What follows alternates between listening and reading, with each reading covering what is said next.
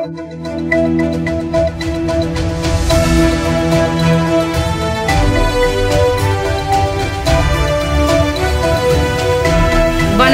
சக்தி சேனலின் புதுவையின் இன்றைய நிகழ்வுகள். புதுச்சேரி மாவட்டத்தில் சிறப்பு முகாம்கள் நடத்தப்பட்டு மாணவர்களுக்கு குடியிருப்பு ஜாதி சான்றிதழ்கள் வழங்க நடவடிக்கை எடுக்கப்பட்டுள்ளதாக மாவட்ட ஆட்சியர் குலோத்துங்கன் தெரிவித்துள்ளார். புதுச்சேரி மாவட்ட ஆட்சியர் குலோத்துங்கன் வெளியிட்டுள்ள செய்திக்குறிப்பில் 10 மற்றும் 12ஆம் வகுப்புகளுக்கான தேர்வு முடிவுகள் வெளியாக உள்ளதால் மாணவர்களின் மேற்படிப்புகளுக்காக குடியிருப்பு ஜாதி சான்றிதழ் பெறுவதற்காக வட்டாட்சியர் அலுவலகங்களில் அதிக அளவில் கூடுவதை தவிர்க்கும் வகையில் உரிய நேரத்தில் சான்றிதழ்களை வழங்க வருவாய் வட்டம் அளவில் அடுத்த வாரம் முதல் சிறப்பு முகாம்கள் நடத்தப்படும் என்றும் தெரிவிக்கப்பட்டுள்ளது. மேலும் தனியார் பள்ளி மாணவர்களும் முகாமில் பங்கேற்று பயன்பெறலாம். முகாம் நடைபெறும் தேதிகள், இடங்கள் குறித்து அறிவிப்பை துணை ஆட்சியர்கள் வெளியிடுவார்கள். இந்த சிறப்பு முகாம்களை மாணவர்கள் பயன்படுத்திக் கொள்ள வேண்டும் என குறிப்பிடப்பட்டுள்ளது. புதுச்சேரி அரசு உயர்கல்வித்துறை இயக்குநர் அமன் சர்மா தலைமையில் ஆதி திராவிடர் நலத்துறை இயக்குநர் இளங்கோவன் முன்னிலையில் SC/ST மாணவர்களின் கல்வி நிதி உதவி திட்டம் தொடர்பான ஆலோசனை கூட்டம் நடைபெற்றது. புதுச்சேரி லாஸ்பேட்டையில் உள்ள உயர் மற்றும் தொழில்நுட்ப கல்வித்துறை அலுவலகத்தில் SC/ST மாணவர்களின் முழு கல்வி செலவை அரசே ஏற்கும் திட்டம் தொடர்பான ஆலோசனை கூட்டம் நடைபெற்றது. இக்கூட்டம் உயர்கல்வித்துறை இயக்குநர் அமன் சர்மா தலைமையில் ஆதி திராவிடர் நலத்துறை இயக்குநர் இளங்கோவன் முன்னிலையில் நடைபெற்றது. ஆதி திராவிடர் நலத்துறை அதிகாரிகள் மற்றும் தனியார் கல்லூரிகளில் நியமிக்கப்பட்ட SC/ST கல்வி உதவித்தொகை திட்டத்திற்கான நோடல் அதிகாரிகள் ஆகியோர் கலந்து கொண்டனர்.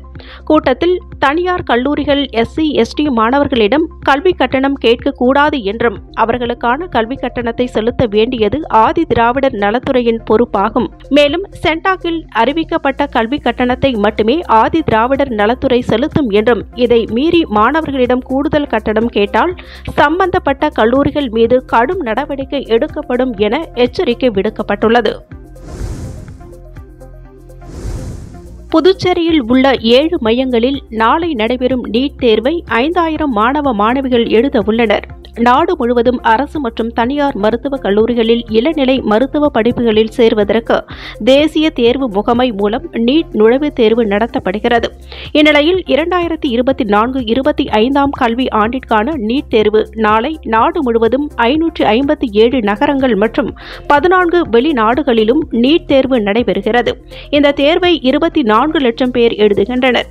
இதன் ஒரு பகுதியாக புதுச்சேரியில் 7 மையங்களில் மொத்தம் 4954 மாணவ மாணவியர்கள் நீட் தேர்வை எழுத உள்ளனர். நீட் தேர்வு எழுதும் மாணவ மாணவிகளுக்கு தேசிய தேர்வு முகமை பல்வேறு கட்டுப்பாடுகளை விதித்துள்ளது. நாளை மதியம் 2 மணிக்கு தேர்வு தொடங்க உள்ள நிலையில் கூடுதலாக தேர்வு மையங்களில் காவல்துறையினர் பாதுகாப்பிற்கும் ஏற்பாடு செய்யப்பட்டுள்ளது. புதுச்சேரி அருகே தறிக்கட்டு ஓடிய லாரி சுங்கச்சாவடி தடுப்பு கட்டை மீது மோதி விபத்திற்குள்ளான சம்பவத்தின் CCTV காட்சிகள் வெளியாகி பரபரப்பை ஏற்படுத்தியுள்ளது. கடலூர் மாவட்டம் வடலூர் பகுதியைச் சேர்ந்த ஓட்டுநர் துரைராஜ். இவர் கடலூரில் இருந்து பெருமுக்கல் கிராமத்தில் உள்ள குவாரிக்கு மணல் ஏற்ற இன்று அதிகாலை கடலூரில் இருந்து புதுச்சேரி திண்டிவனம் தேசிய நெடுஞ்சாலையில் சென்று கொண்டிருந்தார். அப்பொழுது மொரட்டாண்டி சுங்கச்சாவடி அருகே வந்து கொண்டிருந்தபோது ஓட்டுநர் கட்டுப்பாட்டை இழந்த லாரி தறிக்கட்டு ஓடி சுங்கச்சாவடியில் உள்ள தடுப்பு கட்டை மீது மோதி விபத்திற்குள்ளானது. இதில் லேசான காயங்களுடன் ஓட்டுநர் உயிர் தப்பினார். மேலும் அங்கிருந்தவர்கள் அவரை மீட்டு மருத்துவமனைக்கு சிகிச்சைக்காக அனுப்பி வைத்தனர். இதனிடையே விபத்து தொடர்பான CCTV காட்சிகள் வெளியாகி பரபரப்பை ஏற்படுத்தியுள்ளது. புதுச்சேரி உழவர்கரை புனித ஜெயராகினி அன்னை ஆலயத்தின் 309ஆம் ஆண்டு பெருவிழா கொடியேற்றத்துடன் தொடங்கியது. புதுச்சேரி மாநிலம் உழவர்கரையில் பழமை வாய்ந்த புனித ஜெயராகினி அன்னை ஆலயம் அமைந்துள்ளது. இந்த ஆலயத்தின் 309ஆம் ஆண்டு திருவிழா இன்று காலை கொடியேற்றத்துடன் தொடங்கியது. இதையொட்டி சிறப்பு திருப்பலி நடத்தப்பட்டு புனித ஜெயராகினி அன்னையின் திருக்கொடி ஊர்வலமாக எடுத்து வரப்பட்டது. பின்னர் ஆலய பங்குத்தந்தை பால்ராஜ் தலைமையில் கொடிக்கு சிறப்பு பூஜை செய்யப்பட்டு ஆலய கொடி மரத்தில் பெருவிழா கொடி ஏற்றப்பட்டது. அதை அடுத்து நவ நாட்களில் தினந்தோறும் காலை மாலை திருப்படிகள் நடைபெறவுள்ளன. 13ஆம் தேதி பெருவிழா ஆடம்பர தேர்பவனி நடைபெறவுள்ளது. இதில் திரளான ஊர் பொதுமக்கள் இறைமக்கள் கலந்து கொண்டு சிறப்பு வழிபாட்டில் ஈடுபட்டனர். சென்னையில் உடல் பருமனை குறைக்க அறுவை சிகிச்சையின் போது புதுச்சேரி இளைஞர் உயிரிழந்த சம்பவம் தொடர்பாக மருத்துவமனை நிர்வாகம் மீது உரிய நடவடிக்கை எடுக்க வேண்டும் என முதலமைச்சரிடம் இந்திய கம்யூனிஸ்ட் கட்சி சார்பில் வலியுறுத்தப்பட்டது. புதுவை சட்டப்பேரவையில் முதலமைச்சர் ரங்கசாமியை இந்திய கம்யூனிஸ்ட் கட்சியின் மாநில செயலாளர் சலீம் தலைமையில் உயிரிழந்த இளைஞரின் பெற்றோர்கள் சந்தித்தனர். அப்பொழுது சென்னையில் உள்ள தனியார் மருத்துவமனையில் உடல் பருமன் அறுவை சிகிச்சைக்காக சேர்க்கப்பட்ட புதுச்சேரியைச் சேர்ந்த ஹேமச்சந்திரன் என்ற இளைஞர் உயிரிழந்தார். இதற்கு காரணமான மருத்துவர்கள் மருத்துவமனை மீது நடவடிக்கை மேற்கொள்ள வேண்டும் என வலியுறுத்தினார்கள். இதுகுறித்து தமிழக அரசுடன் பேசி நடவடிக்கை எடுக்கப்படும் என முதலமைச்சர் ரங்கசாமி தெரிவித்தார். இந்த சந்திப்பின் போது இந்திய கம்யூனிஸ்ட் கட்சியின் மாநில துணை செயலாளர் சேது செல்வம், AITUC தொழிற்சங்க மூத்த தலைவர் அபிஷேகம் ஆகியோர் உடனிருந்தனர். அக்னி நட்சத்திரம் என்று அழைக்கக்கூடிய கத்தரி வெயில் இன்று தொடங்கியது. இன்று முதல் அடுத்து வரும் 20 தினங்களுக்கு கடுமையான அனல் காற்று வீசும் என்று அறிவிக்கப்பட்டுள்ள நிலையில் புதுச்சேரியில் கடந்த 10 தினங்களாக 100 டிகிரியை தாண்டி கடுமையான வெயில் அனல் காற்று வீசி வருகிறது. இதனால் பொதுமக்கள் சாலைகளில் செல்வதை தவிர்த்து வருகின்றனர். இந்த நிலையில் புதுச்சேரியை பொறுத்தவரை வார இறுதி நாட்களான வெள்ளி, சனி, ஞாயிறு ஆகிய 3 தினங்கள் கடற்கரையில் மக்களின் கூட்டமும் சுற்றுலா பயணிகளின் கூட்டமும் அலைமோதும். ஆனால் வெயிலின் தாக்கம் உச்சத்தில் இருப்பதால் கடற்கரைக்கு மக்கள் வருவதை தவிர்த்து விட்டனர். இதனால் புதுச்சேரி கடற்கரை சாலையில் மக்கள் நடமாட்டம் இன்றி வெறிச்சோடி காணப்பட்டது. மேலும் இந்த வெயிலையும் பொருட்படுத்தாமல் ஒரு சிலர் கடலில் இறங்கி குளித்தும் வருகின்றனர். ஒரு சிலர் வெயிலில் நின்று செல்ஃபி எடுத்து மகிழ்ந்து வருகின்றனர். இதுபோன்ற கடுமையான வெயில் வீசி வருவதால் இளநீர் கடை, குளிர்பான கடைகளிலும் மக்கள் கூட்டம் அலைமோதி வருகிறது என்பது குறிப்பிடத்தக்கது. தென்னிந்தியாவில் 800 கடைகளுக்கும் மேலான கிளைகளை கொண்டுள்ள சங்கீதா மொபைல்ஸ் இப்பொழுது புதுச்சேரி ரெட்டியார் பாளையத்தில் 2வது புதிய கிளையை திறந்துள்ளது. இந்த விழாவிற்கு சிறப்பு விருந்தினராக சமூக சேவகர் சமூகம் பவுண்டேஷன் நிறுவனர் டாக்டர் ஆனி நிர்மலா அவர்கள் பங்கேற்றுள்ளார். மற்றும் சங்கீதாவின் தலைமை விற்பனையாளர் மிஸ்டர் ராஜேஷ் அவர்களின் முன்னிலையில் இந்த கிளை நேற்று மிக பிரம்மாண்டமாக திறந்து வைக்கப்பட்டுள்ளது.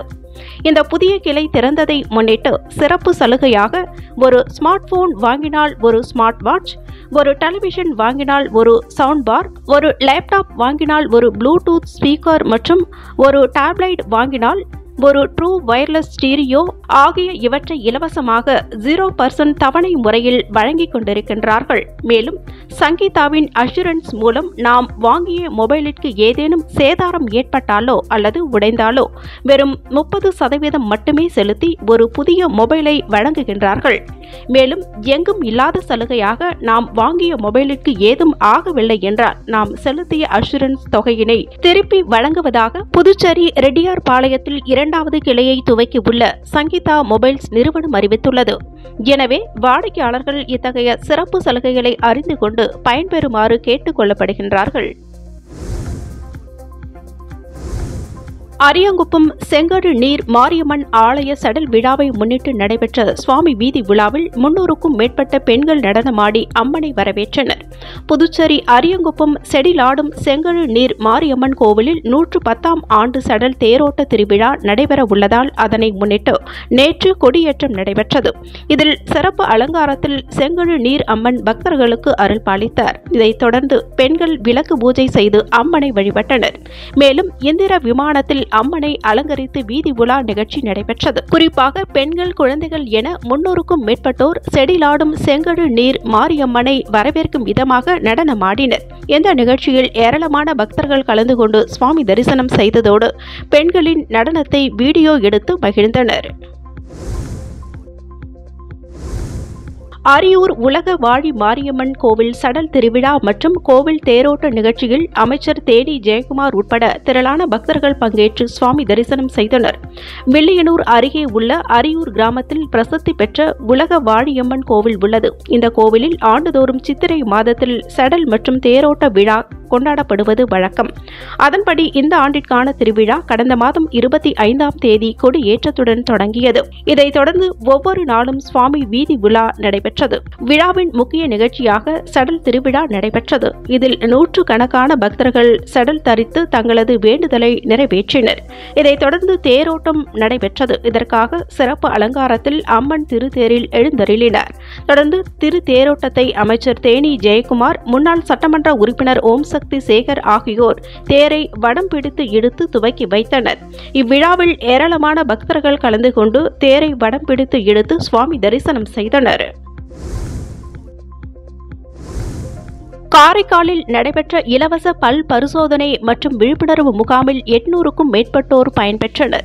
காரைக்கால் மாவட்டத்தில் உள்ள மக்கள் பயன்பெறும் வகையில் இலவச பல் பரிசோதனை மற்றும் விழிப்புணர்வு முகாம் பிரபல தனியார் பள்ளி மற்றும் மேல்மருவத்தூர் ஆதிபராசக்தி பல் மருத்துவமனை சார்பில் நடைபெற்றது.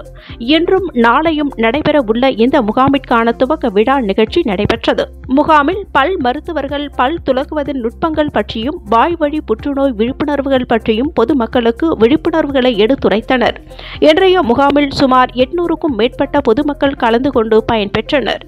மேல்மருவத்தூர் ஆதிபராசக்தி மாவட்ட தலைவர் சக்தி PS வாசன் விழாவை தலைமை தாங்கி நடத்தினர்.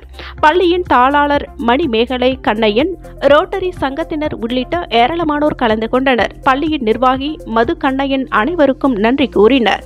இம்மருத்துவ முகாமில் பல் அடைத்தல், பல் சீரமைப்பு, வேர் சிகிச்சை, பல் சுத்தம் செய்தல், பல் அகற்றம் உள்ளிட்ட பல் சார்ந்த அனைத்து சிகிச்சைகளும் இலவசமாக அளிக்கப்பட்டது.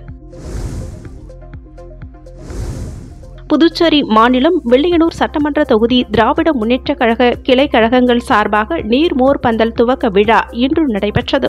நிகழ்ச்சியில் சட்டமன்ற எதிர்க்கட்சித் தலைவரும் மாநில கழக அமைப்பாளருமான சிவா கலந்து கொண்டு விழாவிற்கு தலைமை தாங்கி தர்பூசணி, நீர்மோர் உள்ளிட்ட குளிர்ச்சியான பொருட்களை பொதுமக்களுக்கு வழங்கினார். இந்நிகழ்ச்சிக்கு தலைமை பொதுக்குழு உறுப்பினர் தர்மராஜ் முன்னிலை வகித்தார். இதில் பொதுக்குழு உறுப்பினர் ராமசாமி, கிளைக்கழக செயலாளர்கள் பாலகுரு, வாசுதேவன், நடராஜன், நிர்வாகிகள் ரமேஷ், ராஜேந்திரன், சபாபதி, கலியபெருமாள், ஜீவா உட்பட மாநில கழக நிர்வாகிகள், தொகுதி கழக நிர்வாகிகள், கிளைக்கழக நிர்வாகிகள், அணிகளின் நிர்வாகிகள் உட்பட பலர் கலந்து கொண்டு விழாவை சிறப்பித்தனர். ஈராக்கின் குர்திஸ்தானில் உள்ள ஒரு குகையில் கடந்த 2018ஆம் ஆண்டு பழமையான உடைந்த மண்டை ஓட்டை தொல்பொருள் ஆராய்ச்சியாளர்கள் கண்டுபிடித்தனர். இந்த மண்டை ஓடு 75,000 ஆண்டுகள் பழமையானது என்றும் நியாண்டர்தால் இனத்தைச் சேர்ந்த பெண் என்றும் தெரிவித்தனர். அந்த பெண்ணிற்கு ஷானிதர் இசட் என்று பெயரிடப்பட்டது. இந்நிலையில் நியாண்டர்தால் இனத்தைச் சேர்ந்த பெண் உயிருடன் இருந்தபோது எப்படி இருந்திருப்பார் என்பதை விஞ்ஞானிகள் உருவகப்படுத்தியுள்ளனர். மண்டை ஓட்டின் தட்டையான உடைந்த எச்சங்களை அடிப்படையாக வைத்து அந்த பெண்ணின் முகம் உருவாக்கப்பட்டுள்ளது. தொல்லியல் ஆய்வின் போது கிடைத்த அந்த மண்டை ஓட்டின் எலும்புகள் மிகவும் மென்மையாக இருந்தன. அந்த எலும்பு துண்டுகளை மீண்டும் ஒன்று சேர்த்து இணைப்பதற்கு முன்பு முதலில் அவற்றை வலுப்படுத்தினர். பின்னர் வரலாற்றிற்கு முந்தைய வாழ்க்கையினை சித்தரிக்கும் பேலியோ ஆர்ட்ஸ் நிபுணர்கள் நியாண்டர்தால் பெண்ணின் 3D மாதிரியை உருவாக்கினர். நடப்பு IPL தொடரில் நடப்பு சாம்பியன் சென்னை சூப்பர் கிங்ஸ் அணி தங்களுடைய முதல் 10 போட்டிகளில் 5 வெற்றியும் 5 தோல்விகளையும் பதிவு செய்துள்ளது. இதன் காரணமாக பிளே ஆஃப் சுற்றிற்கு செல்ல அடுத்து வரும் போட்டிகளில் சென்னை கட்டாயம் வெற்றி பெற வேண்டிய கட்டாயத்திற்கு தள்ளப்பட்டுள்ளது. அந்த அணிக்கு இலங்கையைச் சேர்ந்த இளம் வீரர் மதிஷா பதிரானா வேகப்பந்து வீச்சு துறையில் நம்பிக்கை நட்சத்திரமாக உருவெடுத்துள்ளார். அவர் கடைசி கட்ட ஓவர்களில் பேட்ஸ்மேன்களுக்கு சவாலை கொடுத்து வருகிறார். குறிப்பாக கடந்த வருடம் 12 போட்டிகளில் 19 விக்கெட்டுகள் எடுத்த அவர் சென்னை 5வது கோப்பையை வெல்வதற்கு முக்கிய பங்காற்றினார். இந்நிலையில் CSK அணியில் தோனி தம்மை மற்றொரு அப்பாவை போல் பார்த்துக் கொள்வதாக பதிரானா நெகிழ்ச்சியுடன் கூறியுள்ளார். மேலும் தோனி கொடுக்கும் சிறிய ஆலோசனைகள் கூட பெரிய அளவில் அசத்துவதற்கு உதவுவதாக உள்ளது என்று தெரிவிக்கும் அவர் இது பற்றி CSK நிர்வாகம் வெளியிட்டுள்ள வீடியோவில் பேசியது பின்வருமாறு: என்னுடைய அப்பாவிற்கு பின் கிரிக்கெட் வாழ்க்கையில் தோனி பெரும்பாலும் என் அப்பாவின் வேலையை செய்கிறார். எப்போதும் என் மீது அக்கறை காட்டும் அவர் நான் என்ன செய்ய வேண்டும் என்பது பற்றிய சில ஆலோசனைகளை கொடுக்கிறார். எனது வீட்டில் இருக்கும்போது கிட்டத்தட்ட எனது அப்பா காட்டும் அக்கறையினை அவர் இங்கே காட்டுகிறார் என்றும் அதுவே போதும் என்று நினைப்பதாகவும் தெரிவித்துள்ளார். மேலும் களத்திலும் களத்திற்கு வெளியேயும் அவர் நிறைய விஷயங்களை என்னிடம் சொல்ல மாட்டார். சிறிய விஷயங்களை மட்டுமே சொல்வதாகவும் ஆனால் அது பெரிய வித்தியாசத்தை ஏற்படுத்தும் என்றும் அது எனக்கு நிறைய தன்னம்பிக்கையை கொடுக்கும் என்று அவர் கூறியுள்ளார். இத்துடன் சக்தி சேனலின் புதுவையின் இன்றைய நிகழ்வுகள் முடிவடைகின்றன. வணக்கம்.